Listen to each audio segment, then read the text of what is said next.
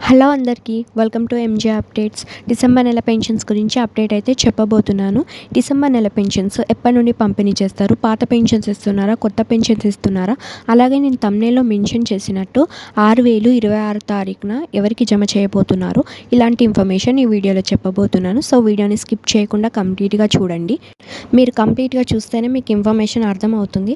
అలాగే మన ఛానల్ ఎవరైనా కొత్తగా చూస్తూ ఉంటే లైక్ చేయండి, షేర్ చేయండి, సబ్స్క్రైబ్ అయితే చేసుకోండి.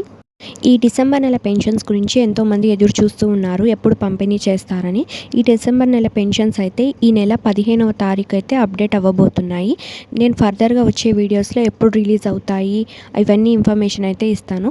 అలాగే నేను థంబ్‌నెయిల్‌లో మెన్షన్ చేసినట్టు 6,000 26 తారీఖున ఎవరికి జమ చేయబోతున్నారు అంటే, ఇందిరమ్మ ఆత్మీయ భరోసా కింద రైతుల ఖాతాల్లో 6,000 అయితే జమ చేయబోతున్నారు ఈ నెల 26వ తేదీన.